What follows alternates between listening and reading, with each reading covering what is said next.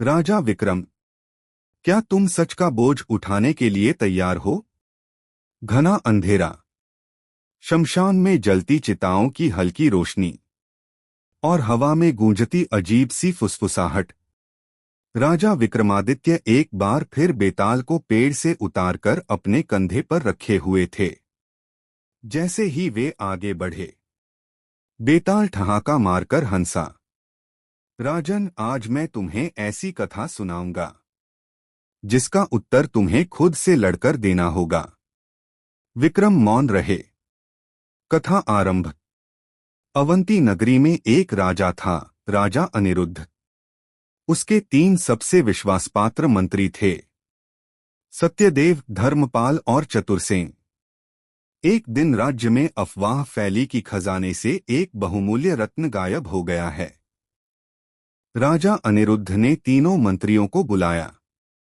तीनों ने शपथ ली, हम निर्दोष हैं। लेकिन समस्या यह थी, रत्न तक पहुंच सिर्फ इन्हीं तीनों को थी। राजा असमंजस में पड़ गया।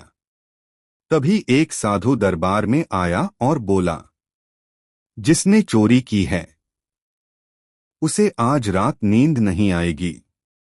उसके हाथों पर स्याही के निशान उभर आएंगे। राजा ने आदेश दिया, तीनों मंत्रियों को अलग अलग कक्ष में रखा जाए। सुबह जब दरवाजे खुले, सत्यदेव और धर्मपाल शांत थे, लेकिन चतुरसेन के चेहरे पर घबराहट थी। राजा ने देखा, तीनों के हाथ साफ थे, फिर भी चतुरसेन कांप रहा था।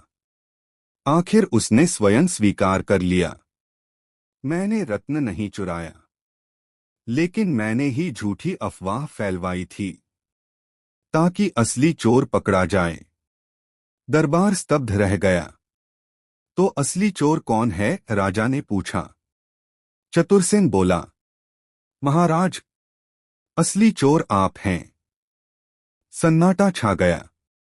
आपने युद्ध के लिए धन चाहिए था, इसलिए आपने ही रत्न छुपाया और हम पर संदेह किया। राजा अनिरुद्ध की आंखें झुक गईं। वह सच था। बेताल का प्रश्न। बेताल हंसा। राजा विक्रम, बताओ, सबसे बड़ा दोषी कौन है? चतुरसेन, जिसने झूठी अफवाह फैलाई। राजा अनिरुद्ध, जिसने अपने मंत्रियों पर शक किया। या वे मंत्री जिन्होंने बिना सवाल किए शपथ ली? अगर जानते हुए भी तुम मौन रहे तो तुम्हारा सिर फट जाएगा। राजा विक्रम कुछ क्षण चुप रहे, फिर बोले, सबसे बड़ा दोषी राजा अनिरुद्ध है, क्योंकि नेतृत्व का अर्थ है विश्वास। जब राजा ही विश्वास तोड़ दे तो प्रजा और मंत्री कैसे सच्चे रहेंगे? चतुरसेन ने गलती की, लेकिन उसका उद्देश्य सत्य उजागर करना था। और मंत्रियों ने शपथ ली, क्योंकि वे राजा पर भरोसा करते थे।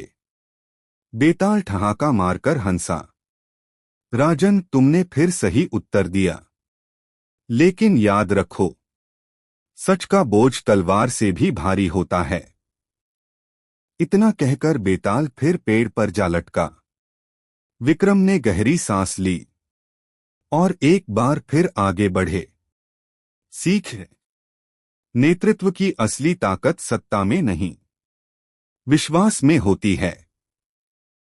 तो सोचिए, अगर सच सामने आए तो क्या आप उसका बोझ उठा पाएंगे? Please like, share and subscribe our YouTube channel.